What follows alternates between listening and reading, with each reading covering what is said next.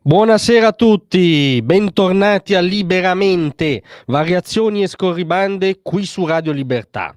Allora stasera ci sentiamo proprio senza ritrosie, distinguo, timidezze di prendere le parti dell'essere forse più bistrattato, più detestato d'Italia, o meglio dal mainstream italiano, ovvero il poliziotto italiano, l'esponente delle forze dell'ordine italiano, l'agente in divisa italiano, che è veramente come dire, l'incubo del mainstream italiano e anche estero, scopriamo oggi. E oggi, come spesso accade, emerge la prepotente attualità di quei famosi versi di Pierpaolo Pasolini, che all'indomani degli scontri di Valle Giulia prese posizione netta, esistenziale, sentita, prerazionale quasi, coi poliziotti oggetto della sassaiola degli studenti figli di papà.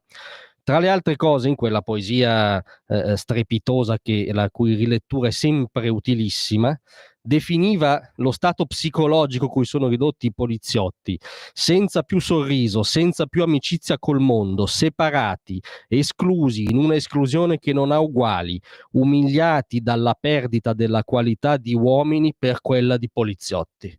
Decenni dopo è lo stesso identico schema che va in scena, lo stesso schema ideologico e d'odio contro i nostri poliziotti. Oggi abbiamo due casi di cronaca che lo dimostrano irrevocabilmente. Anzitutto c'è l'indecorosa Cagnara di Verona, dove voi sapete un poliziotto ha estratto l'arma da fuoco e ha sparato contro questa persona, questo assalitore, questo immigrato che era dotato di coltello e che dava in escandescenze da ore nella zona della stazione, era già stato ripreso, eccetera, che si è scagliato vibrando il coltello con la chiara intenzione di aggredire dei poliziotti. Questo agente ha avuto la bizzarra idea di difendersi e fare fuoco. Questa persona, che si chiama Moussa Diarra, è morto. A parte la stortura, anche questo è un déjà vu per cui il poliziotto è indagato per eccesso di legittima difesa. A legislazione vigente è una cosa, come dire, automatica, benissimo. A logica vigente non è mai un bello spettacolo vedere, no, che un poliziotto che si difende da un delinquente dotato di coltello che vuole uccidere sotto indagine. Non è mai uno spettacolo particolarmente edificante. Ma ancora meno edificante è la Cagnara, che la sinistra veronese, ma le istituzioni, perché a Verona governa il centro-sinistra, non quattro sbandati, stanno mettendo in scena. Ricordiamo solo che vari assessori della giunta di Damiano Tommasi se ne sono usciti con perle come le seguenti: tal Jacopo Buffolo, delega alle politiche giovanili, ha un bisogno d'aiuto, si è risposto a colpi di pistola. Ha un bisogno d'aiuto, lì quello rappresentava il coltello.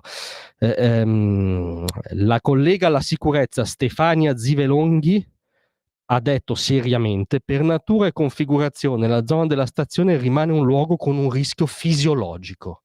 No, come non è fisiologico che se io mi reco in una qualunque stazione, in una qualunque città italiana, possa essere aggredito da uno col coltello che vuole sgozzarmi, uccidermi. Non rientra nel rischio fisiologico in nessun mondo possibile, non so nel mondo di questa assessora. E poi c'è stata la processione a deporre i fiori dove è mancata questa persona. Insomma, tutta l'empatia verso la vittima, delinquente che stava aggredendo munito di coltello, zero empatia verso la gente che anzi è sotto indagine. E poi però c'è la notizia, per certi versi ancora più clamorosa, che viene appunto dall'esterno.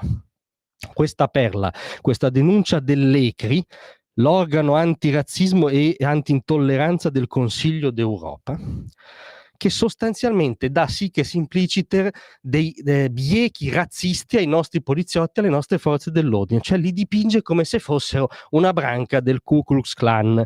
In questo rapporto sostiene che le forze dell'ordine italiane effettuano la profilazione razziale, soprattutto sulla comunità rom e sulle persone di origine africana, cioè le forze dell'ordine italiane, quelle che forse hanno le regole di ingaggio più strette, tant'è che sono indagate se si difendono, che mostrano le accortezze maggiori, che, come dire, prendono sempre qualunque tutela prima di arrivare a forme di difesa o di pressione estrema, sarebbe una banda di inveterati razzisti. Tra le altre cose si cita il fatto che si citano le borseggiatrici rom che sarebbero più attenzionate di altri.